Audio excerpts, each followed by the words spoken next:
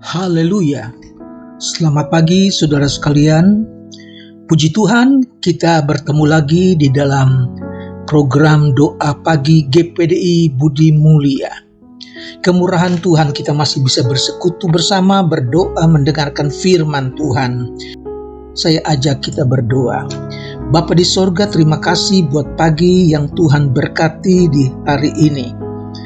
Mohon Tuhan berkati semua mereka yang mengikuti program doa pagi, biar hati kami makin bertumbuh di dalam iman kepada Tuhan Yesus melalui persekutuan yang indah pagi hari ini.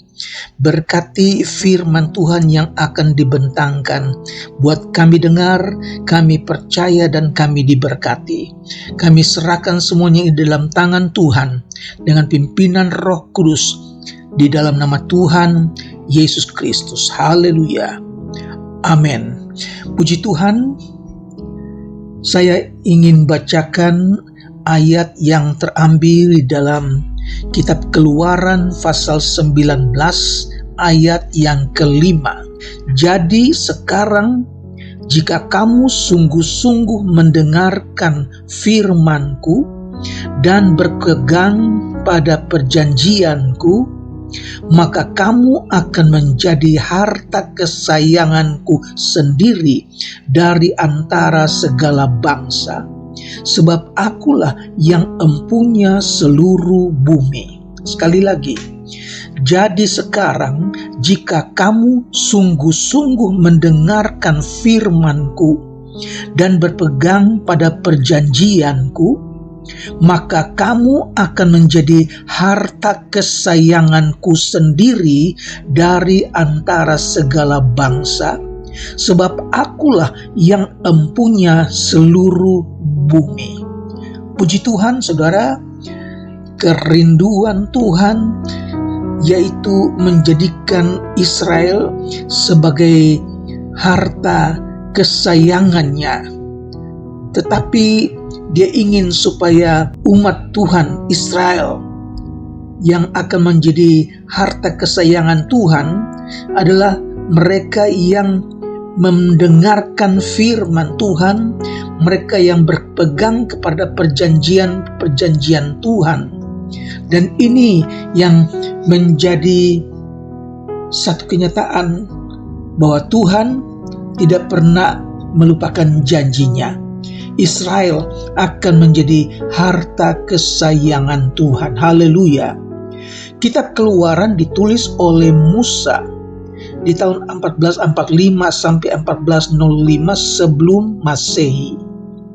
Kitab Keluaran merupakan lanjutan dari kitab Kejadian.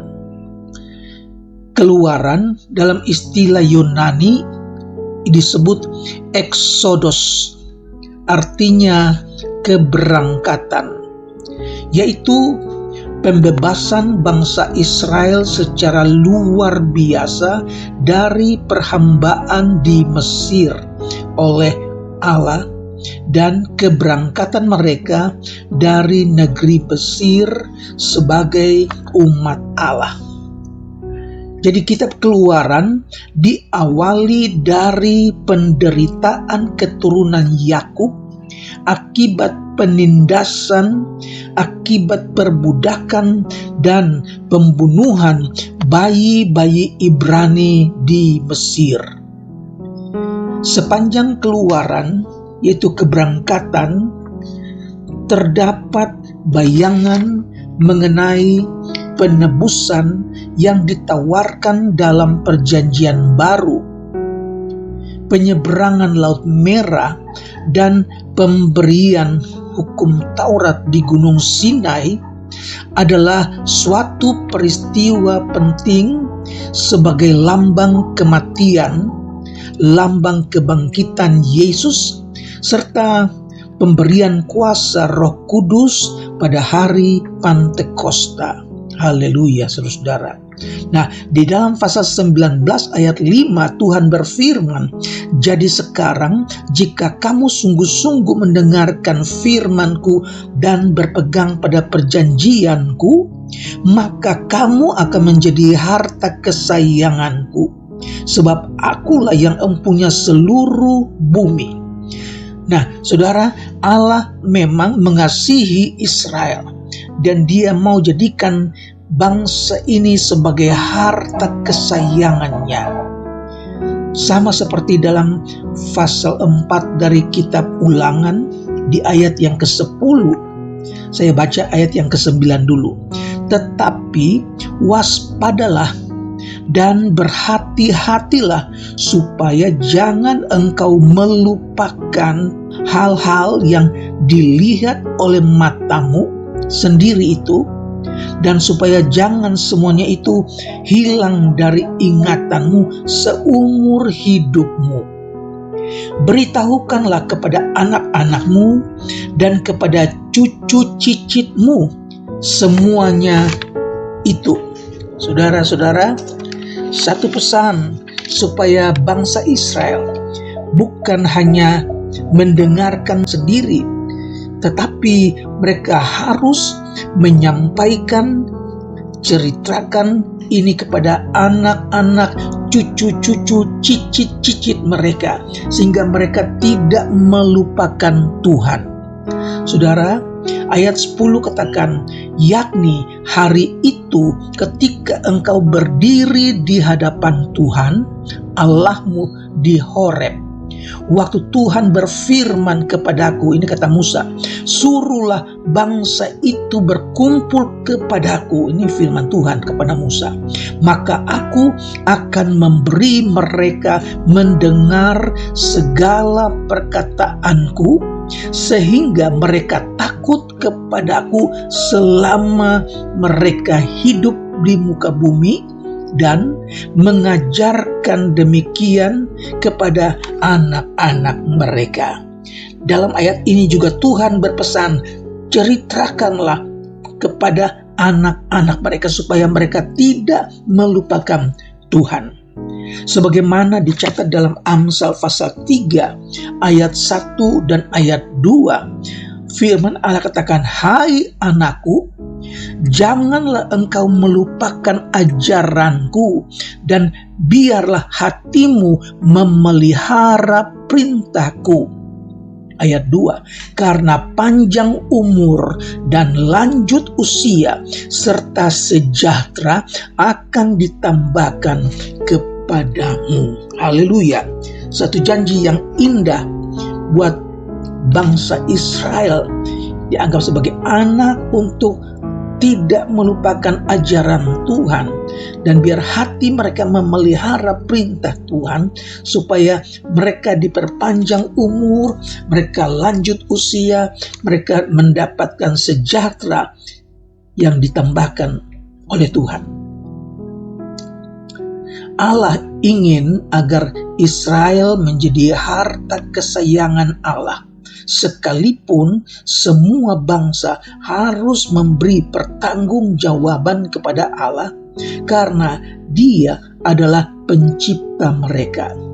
Israel harus memiliki hubungan yang erat, hubungan yang baik dengan Allah, karena Dia adalah penembus mereka. Ini juga merupakan satu maksud Allah terhadap gereja, sebagaimana ditulis dalam 1 Korintus pasal 3 ayat yang ke-16. Saudara, sebagaimana terjadi pada zaman perjanjian lama, itu juga direncanakan untuk perjanjian baru. Dikatakan, tidak tahukah kamu bahwa kamu adalah bait Allah, dan bahwa roh Allah diam di dalam kamu.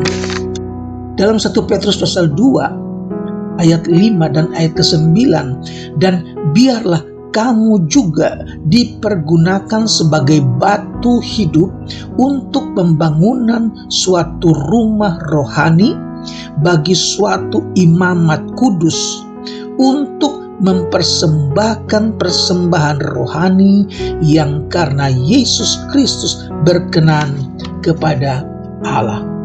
Ayat yang ke-9 berkata, tetapi kamulah bangsa yang terpilih, imamat yang rajani, bangsa yang kudus, umat kepunyaan Allah sendiri, supaya kamu memberitakan perbuatan-perbuatan yang besar dari Dia yang telah memanggil kamu keluar dari kegelapan kepada terangnya yang ajaib. Saudara, rencana Tuhan bahwa kita memberitakan perbuatan-perbuatan besar dari Allah, karena Allah yang memanggil kita keluar dari kegelapan kepada terangnya yang ajaib.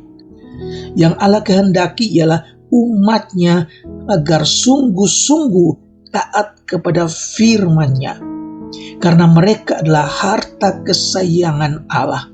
Ini harus disadari, harus diingat benar oleh umat Tuhan. Di zaman perjanjian lama, begitu banyak mereka yang mati di perjalanan karena mereka tidak ingat perjanjian Tuhan. Mereka melanggar perjanjian Tuhan. Oleh sebab itu, dalam perjanjian baru pun diingatkan supaya kita dipergunakan sebagai batu hidup untuk pembangunan suatu rumah rohani bagi suatu imamat kudus, untuk mempersembahkan persembahan rohani yang berkenan kepada Allah. Puji Tuhan, saudara. Allah menghendaki umatnya, bahkan sekarang di gereja akhir zaman, menjadi gereja yang menjadi berkat untuk memperbesar nama Allah.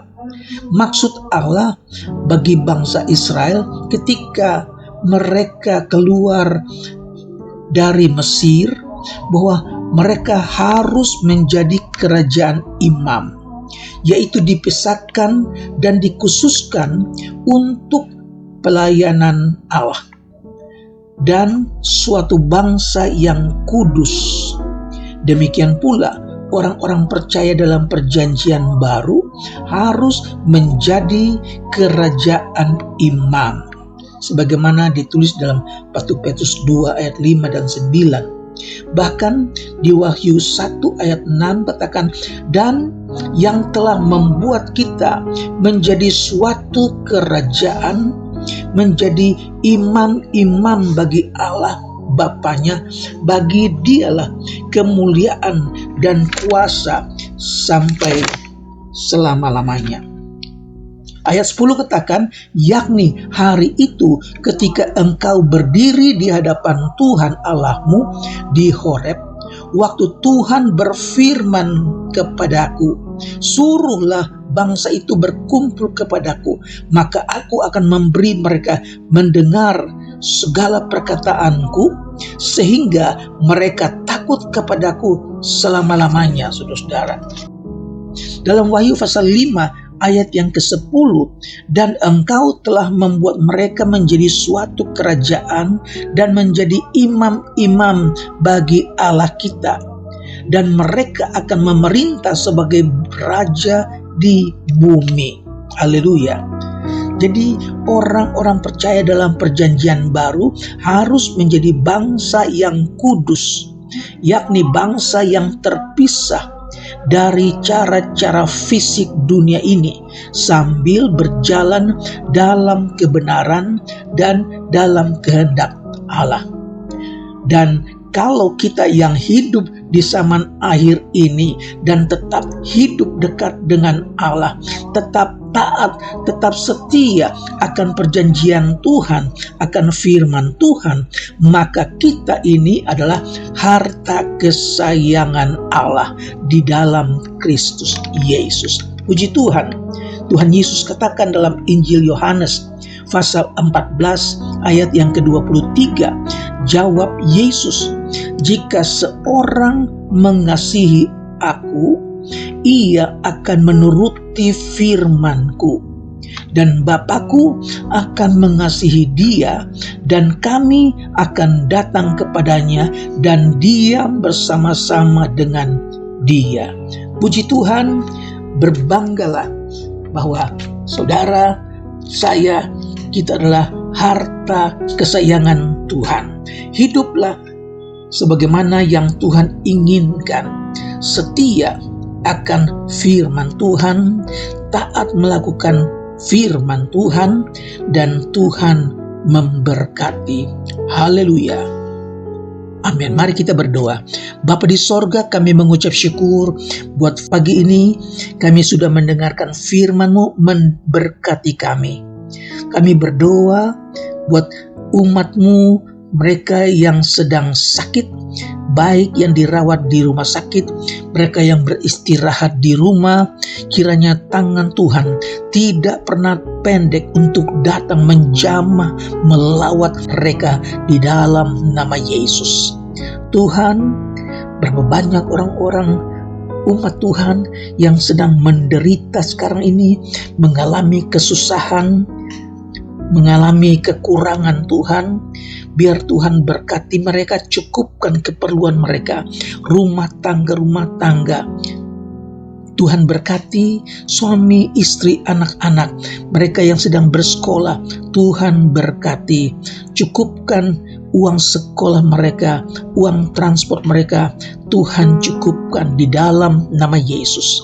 Kami berdoa buat jemaat Tuhan, mereka yang belum bekerja, mereka yang sedang mencari pekerjaan, mereka yang di PHK. Tuhan, kemurahan Tuhan ada terhadap mereka. Tuhan buka jalan, berkati mereka, tambahkan, cukupkan rezeki, biar mereka dapat melihat kemurahan Tuhan, kebaikan Tuhan, pertolongan Tuhan tidak pernah terlambat. Terima kasih Tuhan Yesus, kami berdoa buat pemerintah kami Indonesia, buat bangsa kami yang kami kasihi, yang kami cintai. Berkati pemerintah pusat sampai ke daerah. Jadikan bangsa Indonesia bangsa yang diberkati. Kami akhiri ibadah doa kami dengan mengucap syukur dalam nama Tuhan Yesus Kristus. Haleluya. Amin.